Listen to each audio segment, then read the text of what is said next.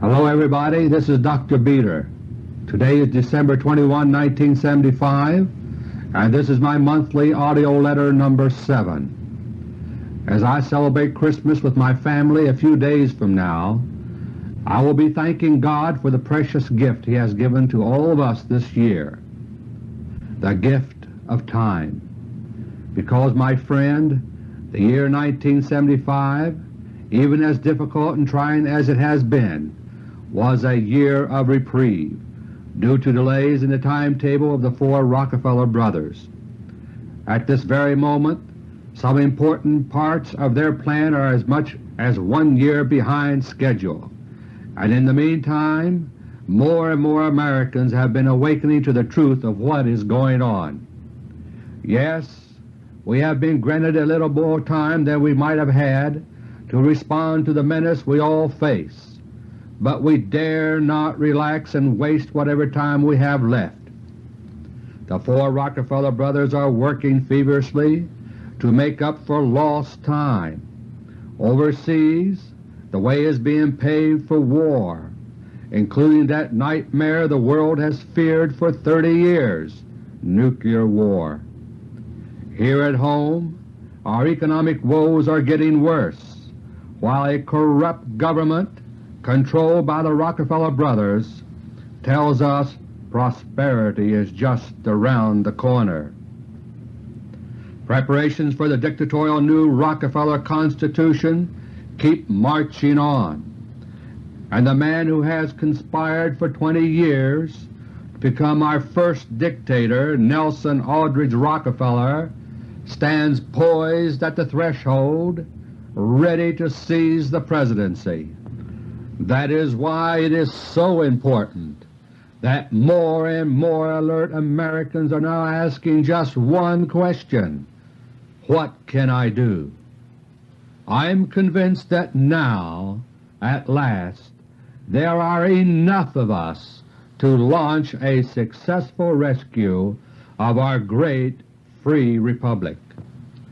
Therefore, I have just unveiled a strategy for action which I truly believe can and will save our country. It is a strategy which you, as an individual, can undertake starting right where you are. It uses the powers you are granted by the most basic law of the land, our present United States Constitution. And if you will faithfully do your part, you can rest assured others all over America will be doing theirs too. The result, if we will each do our own part, is a plan of action which, in my opinion, cannot be stopped. This entire plan of action is presented in a new audio book recorded December 15, 1975, and it's entitled What We Can Do to Save America. And it is my answer to the question, what can I do? The challenge before us, my friend, is to regain control of the government that belongs to us, and we must act quickly before that control, which is already in the hands of the Rockefeller Brothers, slips forever beyond our reach. Control, that is the word, more than any other, that sums up the actions of the Four Rockefeller Brothers. Control is both the end toward which they work and the means by which they extend their reach still further. Control of money and of government, control of industry and of big labor, control of natural resources and of human resources. The incredible financial wealth of the Rockefellers is actually nothing more than a result of this insatiable drive for control, and it grows continuously due to their control over your money, your resources, your labor, and your government. They believe they have a right to do all these things, because they are convinced that they have been divinely ordained to rule the world. So, for example, using the CIA for their own private purposes is right and proper according to their concept of themselves as America's royal family. It matters not what you and I think, only they know best. All of this and much more is made clear in the book that was written for them as their Mein Kampf in 1930, The American Rich by Hoffman Nickerson. Today I want to discuss three topics that point out some of the fruits of such control by the Rockefeller brothers. Topic number 1, how political control produces cover-ups and paralysis instead of truth and action. Topic number 2, how economic control produces deepening artificial depression and monetary chaos instead of real prosperity. And topic number 3, how the alliance between Rockefeller corporate socialism and Soviet state socialism is taking us into nuclear war. Topic number 1, in their drive for control, the Rockefellers are trying to snare us all in their giant trap, catch us so that we cannot wrestle free or fight back. But they know that if they move too quickly, we may notice what they are up to and react to protect ourselves. So they have been moving with great patience and determination over a period of several decades to get their trap assembled and in place, ready to spring it on all of us. To understand what is really happening, therefore, you should do as they do. Look at long spans of time, compress them in your mind, and see where things are really headed. Gradualism is the tactic now being used, while TV, sports, and other distractions are being used to focus people's attention away from what is really happening. Thus, even while many people find the idea of a new Constitution for America preposterous, many of its provisions are already being put in place, ready for ratification by a national referendum in the near future. The federal government already regards the United States as divided up into 10 regions, the forerunners of the 10 so-called new states.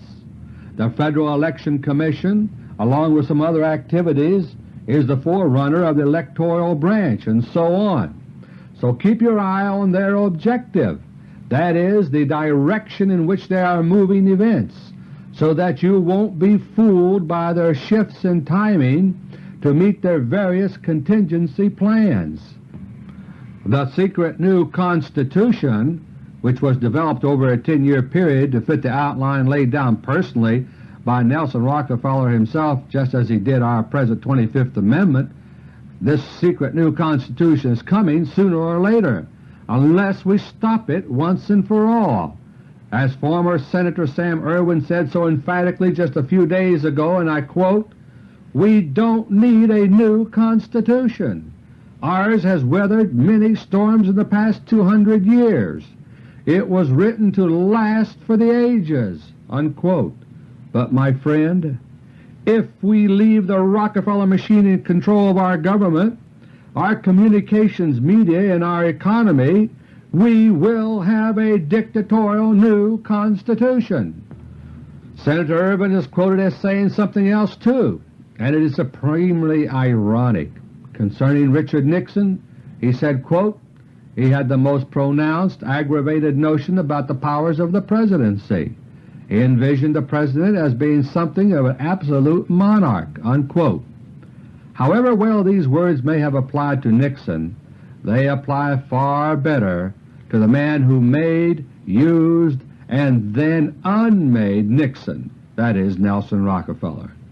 Perhaps Senator Ervin himself now realizes how cleverly he was used in the Watergate coup d'etat, since he said last spring, and I quote, "If I had known then what I know now, I would never have voted to confirm Nelson Rockefeller," unquote. Whenever possible, the Rockefeller brothers maneuver people into doing what they want done without their puppets even being aware of it, not at least until later. But the Rockefeller style also includes more solid avenues of control over all sides, if possible in every arena, including that of politics. Thus, for example, the Rockefellers have their hooks equally deep into both the Democratic and Republican parties, as well as fringe political fronts, both left and right. And while they have often found it advantageous to maintain a so-called liberal image with their public relations, they are not true liberals, any more than certain of their lackeys who wear the conservative label are true conservatives. As Nelson Rockefeller himself said in Dallas on September 12, 1975, and I quote, "Conservative and liberal to me are misleading as labels," unquote. These and other similar labels have completely lost any utility they may once have had thanks to their control by the Rockefeller brothers. Their only true loyalty is to themselves, and that transcends all of the conventional boundaries of political affiliation. A perfect example of Rockefeller control of all sides of a political situation is before us right now in the alleged presidential campaign. I say alleged because there is no doubt at all as to the outcome under the Rockefeller scenario. Instead, the game is being played for other reasons. For the moment, the most prominent players on the stage are four: Humphrey, Reagan, Ford, and his ventriloquist Rockefeller. Hubert Humphrey wears a big label that reads Liberal Democrat, while the equally large label on Ronald Reagan reads Conservative Republican. President Ford's label is a large question mark. Nelson Rockefeller's label, which by the way is made of solid gold, is rather large. It reads Liberal New Deal Democrat turned instant Conservative Republican, unquote. It looks like quite a field, doesn't it? But it so happens that Nelson Rockefeller has the other three in the palm of his hand, and his own label is only for show. Hubert Humphrey is currently the beneficiary of the so-called Humphrey phenomenon, an undeclared candidacy that is being made to look impressive by the Rockefeller major media and by polls which can easily be manipulated. Humphrey's well-concealed control of a huge major multinational oil company for over 20 years has been very helpful to his Rockefeller supporters behind the scenes. Partly for this reason, a possible multi-million-dollar tax case against him by the Internal Revenue Service has been covered up under presidential seal, and the IRS FBI agents who worked on the case are no longer around. Ronald Reagan, of course, is the polished actor who has been rehearsing so-called conservative lines ever since 1950. That was the year when, during congressional hearings, he officially admitted his previously ultra-liberal activities, but claimed that he had seen the light and was turning over a new leaf. Yet his actions, as sharply distinguished from his words, have never really changed. He has maintained many active ties with Rockefeller-dominated organizations, such as their complex of governmental control groups known collectively as 1313 in Chicago. The Reagan administration in California was heavily populated with people from the Rockefeller stables, and the Reagan record in California parallels that of Rockefeller in New York in many ways. But Reagan has consistently spoken as if his views and policies were totally opposite to those of Rockefeller. Reagan's service on Rockefeller's CIA cover-up commission earlier this year, therefore, helped to quiet the cover-up fears of some who are not aware of Reagan's strong Rockefeller ties. President Ford is where he is because the then President Nixon double-crossed his boss, Nelson Rockefeller. When Agnew was forced to resign, Nixon was supposed to nominate Rockefeller, but Nixon could see where that would lead. So instead he selected Gerald Ford, whose political star had risen considerably after his participation in the work in defense of the Warren Commission. Good old Jerry was well known and well liked by his colleagues, yet his confirmation hearings broke down unexpectedly. Behind the scenes, Nelson Rockefeller applied the brakes until Ford agreed to nominate him, Rockefeller, upon Nixon's departure from the presidency. Once the agreement was reached, Ford's confirmation hearings rapidly concluded favorably, and Nelson Rockefeller immediately resigned as governor of New York, surreptitiously moved into his Washington, D.C. residence, and personally finished Watergating Nixon out of the White House. Nelson was so proud of his success in this project that he wrote to a banker friend in Mexico afterward to tell him all about it. Can you imagine? Thus Rockefeller control denies us any real choice in national politics. Ultimately, the Rockefellers choose all the presidential candidates that count, and have ever since Woodrow Wilson's time. We, the voters, are then given the useless privilege of choosing which of their hand-picked puppets we want, just like they do in Soviet Russia. Even in the election itself, the deck is stacked in favor of their preferred choice, but just in case, they control the other side too. If this isn't taxation without representation, I don't know what it is. In Congress, too, most of our politicians end up in the Rockefeller pocket one way or another. Some deliberately throw in their lot with the Rockefellers and become active Rockefeller agents. Others become compromised by skeletons in their closets and are pawns in the Rockefeller game of blackmail and double-cross here in Washington. And still others just go along to get along, not rocking the boat. And so when government abuses become so flagrant that they are detected, we are still left without recourse, because the Rockefellers control the investigations in almost every case. As I speak to you, the ante has gone up due to the leakage of radioactive plutonium-239 super poison from the bullion depository at Fort Knox, and the government is doing nothing whatsoever to stop it. My previous information was that the region which has been primarily affected by the leakage over the past several years consists of a swath through Kentucky, my home state of West Virginia, and Virginia, with a combined population of over 9 million people. But on November 8, 1975, a secret meeting was held in the White House to discuss alternative means of disposing of the deadly poison. The discussion included some ideas that would be as insane as the poison itself, such as dumping all 60 pounds of it into the underground streams that lie under Fort Knox. Not only might this allow the poison to spread uncontrollably from there, but it could possibly also cause contamination of any of the huge underground caverns under Fort Knox, which are used for natural gas storage. Now, if this were to happen, natural gas could carry traces of the radioactive plutonium poison straight into the industrial plants and homes of thousands of people in that area. The deadly plutonium radiation would be unaffected by passing through gas flames, after which it could be inhaled or settle onto food.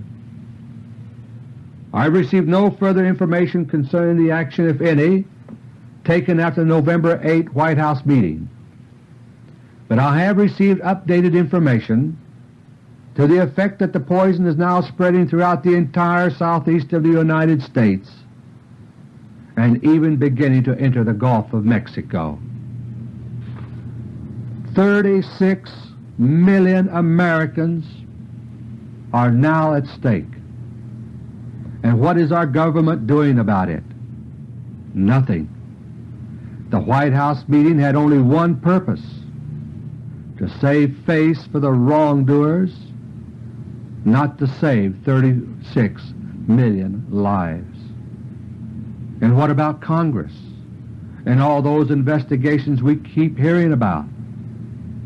Consider Senator Frank Church, who is our newest presidential candidate. On November 20, 1975, he explained the release of his committee's report about assassination plots on foreign leaders with the words, and I quote, "The people were entitled to know what went wrong and why," unquote.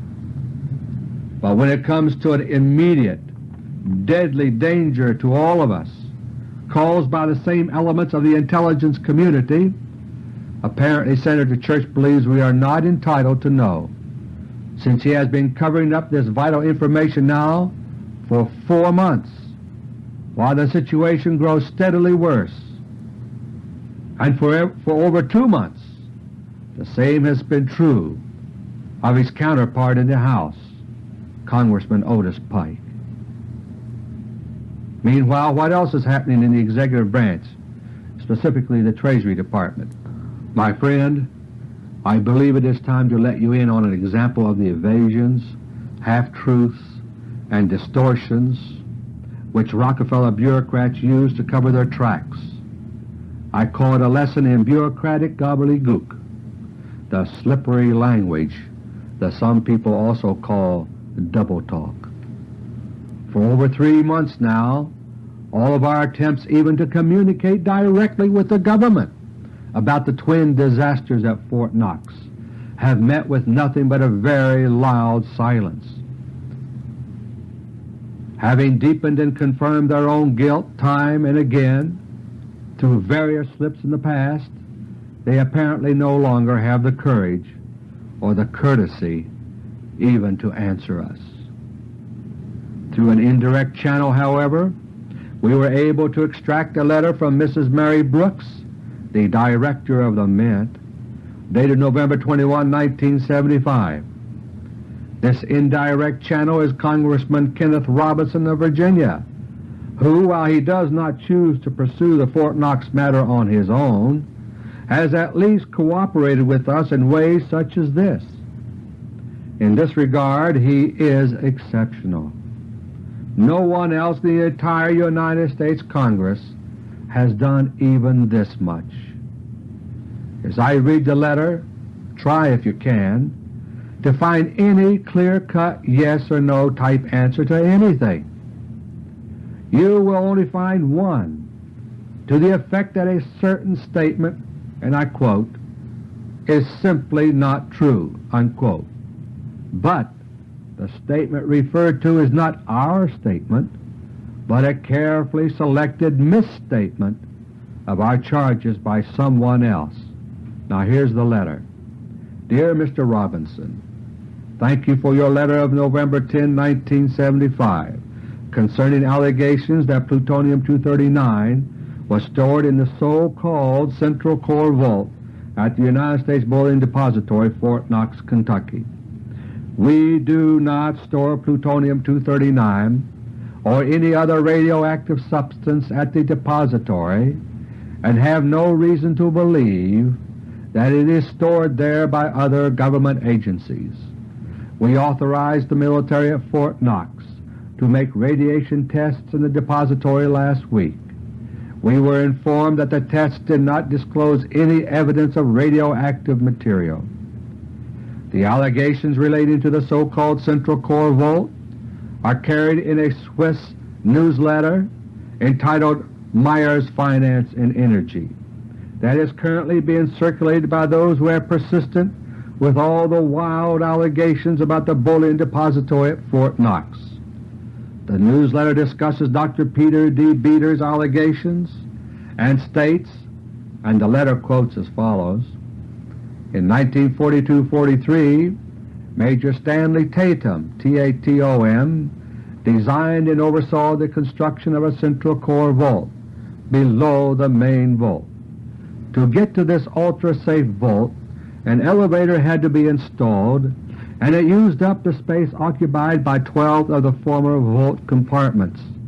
This explains why the numbering in the vault compartments upstairs had a 12-digit gap, unquote. And Mrs. Brooks' letter continues, and I quote, "This statement is simply not true. There were no major alterations to the vault after construction of the depository was completed in 1936. The elevator was installed at the time the depository was constructed. We have no record of Major Stanley Tatum, T-A-T-O-M, designing or overseeing the construction of a central core vault. In fact, we do not, and find no record that we ever did, refer to any part of the depository by that name. The visitor's log at the depository does show the name of Major Daniel F. Tatum, T-A-T-U-M, as coined on the officer in charge on July 29, 1942. We also have records which show that a steel door was erected by the Champion Wire and Iron Works, Louisville, Kentucky, at the entrance to the corridor that leads to compartments numbered 1 through 14 in the basement level of the depository. This work was completed on January 7, 1942, and the number 15 was assigned to the door. After this work was completed, gold was stored in the corridor for a time, during which the door was locked and sealed." Still quoting from her letter, "The allegation that there is a 12-digit gap in the numbering of compartments is also inaccurate. Our records show that the depository had 28 compartments, 14 on the lower level and 14 on the upper level at the time of construction. The compartments on the lower level were numbered 1 through 14, and the corridor door was numbered 15 when it was added in 1942. The compartments on the upper level were numbered 21 through 34. There is no record of the numbers 16 through 20 ever being used on vault compartments of the depository. If I can be of further assistance in this matter, please let me know. Sincerely," and there follows the signature of Mary Brooks, Director of the Mint. My friend, letters like this one are the product of a year and a half of continuous effort on their part to refine their story and put their very best foot forward. They are written with great care, with careful choice of every word. The letter I have just read to you, in fact, was not even written by Mary Brooks alone. Much of it was written by an official in the General Accounting Office who has ties to the intelligence industry.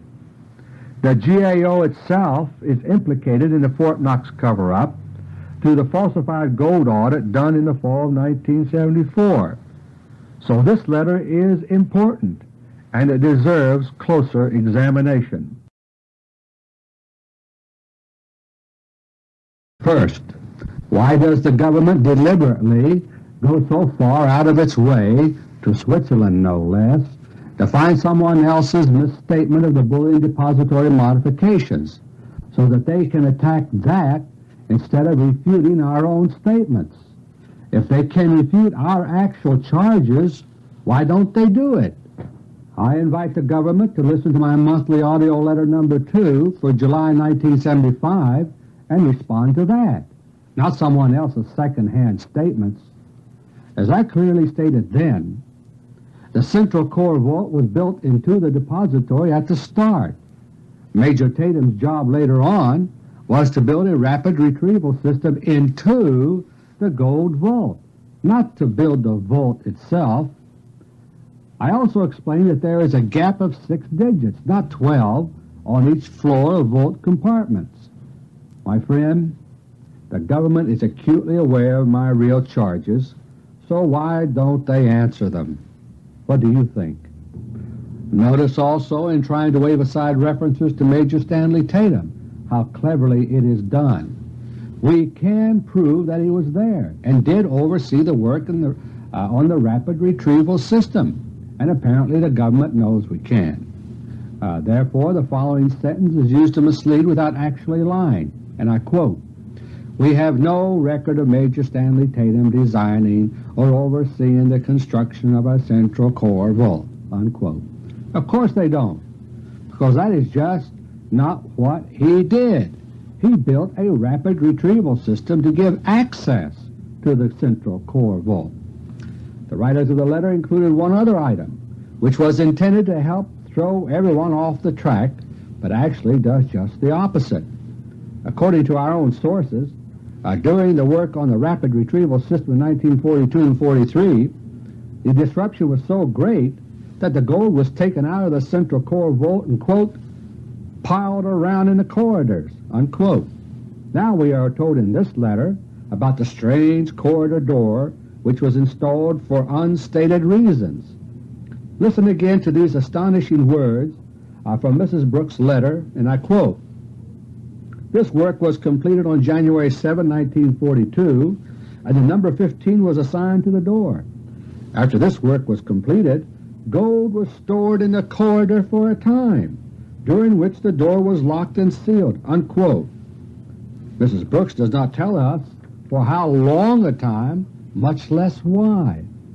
But thanks to our own information, she doesn't have to tell us. I suggest that you replay Mrs. Brooks' letter all the way through and see for yourself what you will pick up. For example, listen to all the assertions and denials that are all couched in the words, quote, "our records show," unquote, or, quote, "we have no record," unquote. This coming from the same office whose records are so suspect in other ways. Records of the quality of gold stored in Fort Knox and elsewhere, as I have revealed on other occasions, have disagreed with one another in glaring ways. The official mint records omit shipments we can prove from Fort Knox. Even the case of the missing experimental aluminum pennies that has erupted lately is another example of the dependability of United States Mint records. But notice also that the letter spends the least time on the most important matter of all, the radioactive plutonium poison stored in the central core vault. It is stated that the radiation test by the military, quote, "did not disclose any evidence of radioactive material," unquote. In much the same vein, and with similar bureaucratic phrases like, quote, "we have no evidence," unquote, the Kentucky Department of Human Resources claims that there is nothing to worry about.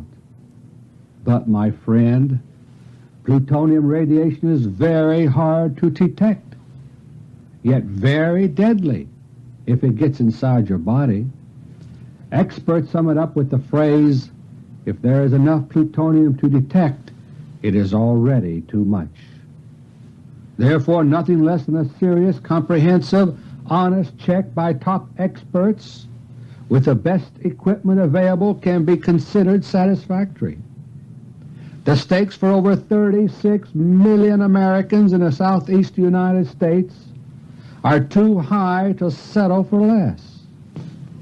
The United States government expects you to just take their word for it, regardless of what they may tell you. No proof, no criteria, just believe what they say. Well, my friend, I do not ask you to do that. I am now going to issue a challenge to the Federal Government, either to confirm or refute my charges about the plutonium poison leaking from the bullion depository at Fort Knox, openly, fairly, and conclusively. Furthermore, I'm going to state clearly what my criteria are for a test of my charges that I believe the American people could accept and believe in. Here specifically is what I propose. First, formation of a truly blue-ribbon committee to test for plutonium poison leakage from the bullion depository at Fort Knox. This committee to consist of scientists, recognized authorities, fully qualified for such a task. If my challenge is accepted, The committee must include certain individuals whose names I will reveal at that time. The government may nominate an equal number of scientists to the committee. However, my nominees will be men who are not my employees or associates, and likewise any members of the committee nominated by the government must not be Federal employees unless my own information indicate that they can be trusted. In other words, the committee must be independent and totally unbiased. Second, this committee is to be given complete authority and discretion over the conduct of the plutonium poison investigation. They are to be provided at Federal Government expense with any and all technical assistance they may request, as well as the most up-to-date and effective instrumentation. This must include the 1026 multi-channel analyzer and any other devices they may specify. They must also have the right, by majority vote of the committee, to add other experts to their investigating committee if they deem it necessary. They are not to be interfered with or limited in any way. Should Federal or other authorities choose to impose limitations, the investigating committee shall be empowered to immediately state any objections they may have to these limitations over live nationwide television and radio so that their message cannot be edited out or reinterpreted by anyone else. Third, upon completion of their investigation, the investigating committee shall be granted up to 1 hour of live broadcast time on nationwide radio and television to present their findings, and also their recommendations if my charges are confirmed. I am willing to accept their conclusion as final if it is unanimous, and the Federal Government must agree to do the same. There is no time to be lost. If you agree that my proposal is reasonable, start passing the word and applying public opinion pressure to make it happen. Otherwise, the ever-expanding control exercised by the Rockefeller brothers will prevent it. It is up to you, because the once free, once great major media in America are being gobbled up ever more completely by the Rockefellers.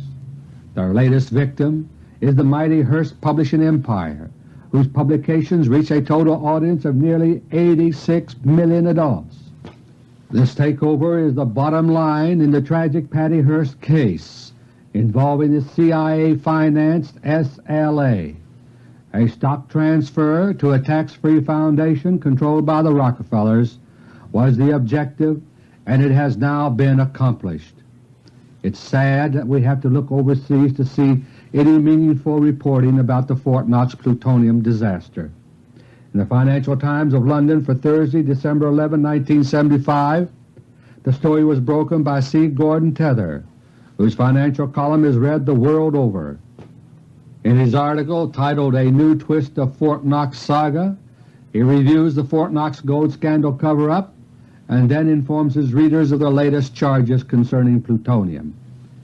He ends the article with words that no columnist of his stature in America has yet dared to write, and I quote, "But whatever the cost in terms of loss of face, might not the United States authorities be well advised to do whatever is necessary to demonstrate that there is no Fort Knox cover-up?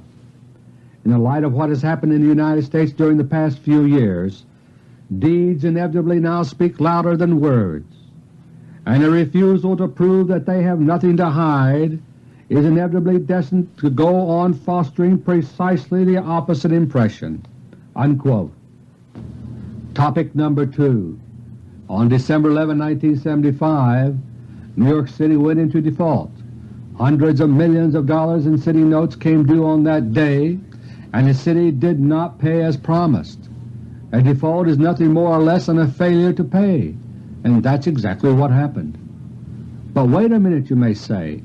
President Ford announced that he would ask Congress to give New York City $2.3 billion in loans because New York bailed itself out. What's going on here? What is going on, my friend, is just another Rockefeller shell game. New York City has declared a 3-year moratorium, so-called, on payment of $1.6 billion of city notes. Anyone holding one of those notes cannot cash it in for 3 years and will also receive a lowered rate of interest during that time. New York note holders do have another choice, though. Until December 29, a few days from now, these note holders may, if they wish, trade their notes for bonds issued by the Municipal Assistance Corporation, or otherwise known as MAC, on behalf of New York City. These bonds cannot be cashed in for 10 years or more, but they carry a higher rate of interest. And oh yes, there's one other little uncertainty. MAC is a so-called moral obligation agency, an idea given birth by Nelson Rockefeller and his own lawyer John Mitchell, and its bonds are moral obligation bonds. Its promise to pay the bonds when they come due is not backed up by a legal obligation on the part of New York City, New York State, or anyone else. Either way, the person who simply wants to cash in his city note as it comes due is now out of luck. He can't do it. So New York City is in default. Don't be misled by the fact that the major media under Rockefeller control are not using that word default for the time being. As I pointed out last month in my monthly audio letter number 6, the dress rehearsal for default in New York some weeks ago was used to give that word default a very apocalyptic meaning. The word is therefore being saved for the right moment. Meanwhile, the effect of this New York failure to pay is already spreading through our economy. Municipalities all over America and even abroad are suddenly finding it hard to sell their bonds. As the municipal bond market dries up, so will funds for public employees, projects, and so forth. The domino effect has already started, but our advanced revelations have made it dangerous for them to highlight this just yet. But you can be sure that the word default has not been so carefully given its present frightening connotations without a purpose. And it may be that we will all see that purpose within a matter of a few days. A court ruling is due soon concerning the constitutionality of the so-called moratorium imposed by New York. Should it be ruled unconstitutional, financial chaos will be the result in New York, and that chaos will quickly be labeled default. There are a whole string of other time bombs like that too, all ticking away. When the time is just right, the Rockefeller brothers can set off whichever one is the handiest. When they do, the results will be the same, regardless of the exact timing. Armed with this knowledge, I hope you will have taken the necessary steps to protect yourself, such as I described in my audio book number 1 on how to protect yourself during the coming Depression and Third World War. Meanwhile, gradualism continues to be the word for the step-by-step actions of the Rockefeller brothers. So if you watch the stock market, for example, don't fall into the trap of reading great significance into the daily up and down wiggles. What counts is the month-to-month trend, and that is down. The stock market crash actually began in July 1975, as I said it would, but it does not yet suit the purposes of the Rockefeller brothers for this to be obvious to all. Instead, the overall market is sinking downward in gradual, almost imperceptible phases. It is crashing in slow motion, like a bad dream. Meanwhile, most people, that is those who do not specialize in the stock market and financial matters, generally keep track of little more than the Dow Jones Industrial Average. There are nearly 2,000 stocks traded on the New York Stock Exchange, but the Dow Index is an average of just 30 of them. They were chosen to be representative of the whole market, assuming no manipulation, but that assumption is no longer correct. Very special attention is paid to the manipulation of prices of these 30 stocks. As a result, the real behavior of the market can be completely hidden from the general public. Wherever man is involved, races will be fixed. Turning to the monetary picture, a development I first revealed in April of this year has just happened. At the 1975 International Gold and Monetary Conference here in Washington, D.C., I revealed confidential information to the effect that the Soviet Union would soon be issuing an international gold ruble, and just a few days ago it happened. The Soviet Union has introduced the Chervonets, C-H-E-R-V-O-N-E-T-Z, or 10-ruble gold piece. It bears the date 1975, and only 250,000 have been minted, 50,000 which are already here in the United States out of 125,000 to be consigned to the United States.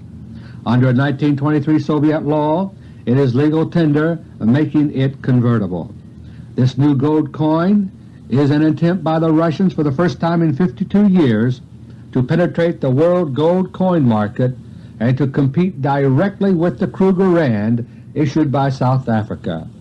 Their Chevonets is about 1/4 the size and value of the Kruger Rand, which means South Africa will have to take measures to compete with it. The other major event, supposedly in the monetary sphere, is the monetary conference so-called at Rambouillet Castle near Paris late last month. It was a summit meeting of the Big Six, the United States, France, Britain, West Germany, Italy, and Japan. But please note that Canada was not there, and for very good reasons. First, here's what happened. Then I will explain why it happened, which is far more important. Treasury Secretary Simon said on his way back from the meeting, which took place over the weekend of November 16, 1975, that a compromise had been reached on exchange rates, among other things. France wanted fixed rates, while the United States had been campaigning for a free float to continue. The compromise that was reached is just what I had told you it would be, stable yet flexible rates of exchange, which they chose to call a managed float. Simon also said he hoped that, quote, the agreement will be approved at an international meeting in January, and that Congress will readily approve necessary changes in the articles governing the operation of the International Monetary Fund, unquote. Now, a managed float, from a legal point of view, does not require any change in the articles that govern the IMF, unless it changes the par value of gold. So what is brewing now is a system of so-called stable yet flexible rates of exchange, indirectly tied to a par value of gold. I revealed in my monthly audio letter number 5 for October 1975 that the plan is to repeg gold at or about $195 per ounce, and this is still on track.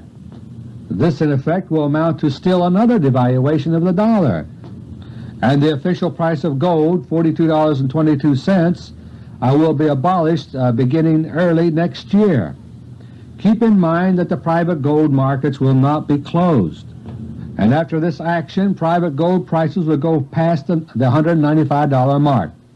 A leapfrog condition will have been set in motion that will jack the price of gold higher and higher, and the process will be intensified by the coming war and worldwide economic problems.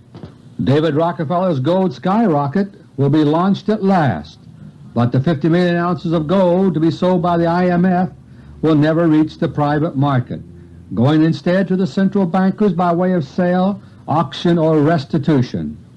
5 million ounces of this, returned to the United States under the restitution provision, will be used in an attempt to continue to cover up the Fort Knox gold scandal, along with gold now being smuggled into the United States by the CIA for the private coffers of the Rockefeller Brothers.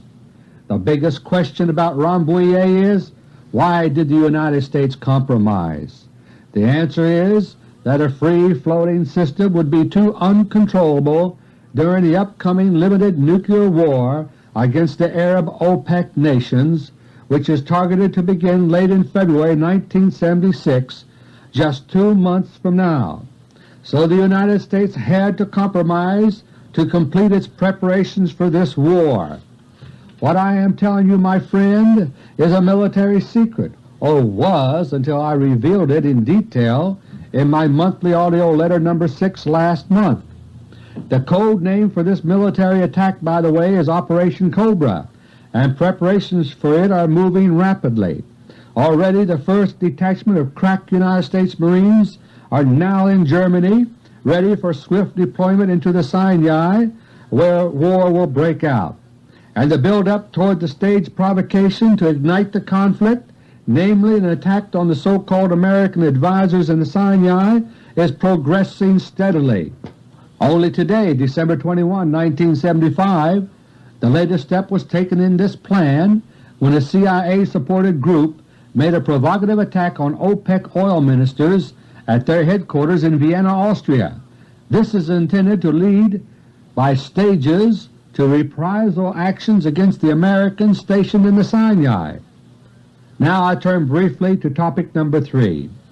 As I explained last month, the limited nuclear war which is scheduled to begin soon in the Middle East is only a part of a much larger picture.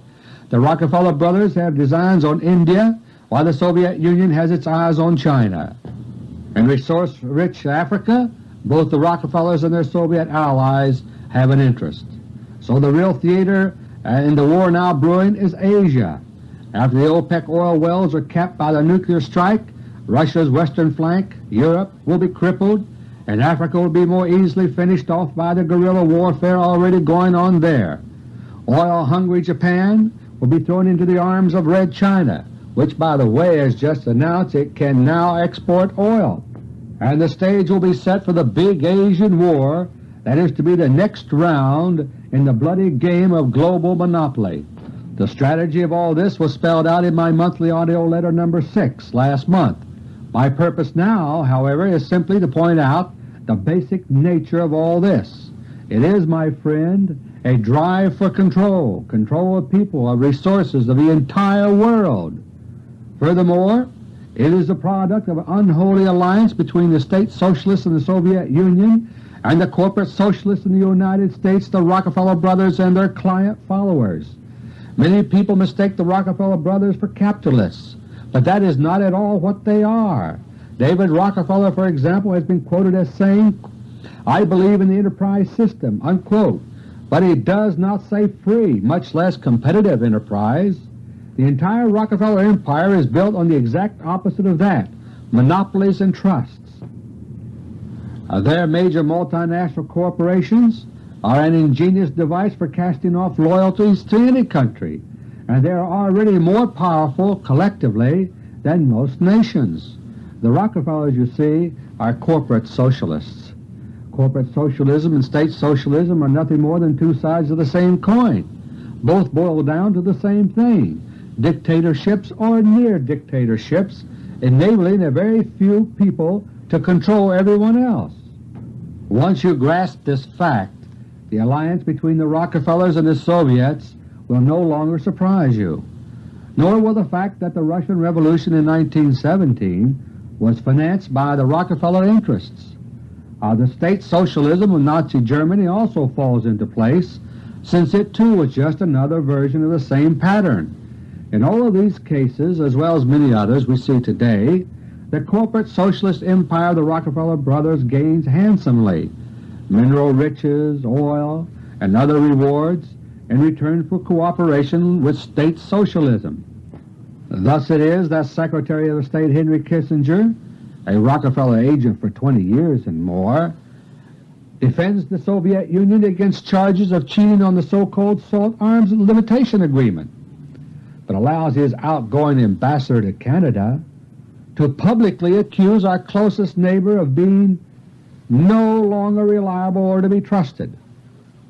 Kissinger speaks not for you or me, but for the Rockefeller brothers, and to them Russia is the ally, the friend, while our close friends in Canada are the enemy, the people not to be trusted. Because Canada's government now knows what is in the wind, and they are taking all the necessary steps to weather the storm. The Canadian government wants no part of the coming war, monetary chaos, and all the rest of it, and has privately said so to Kissinger in no uncertain terms.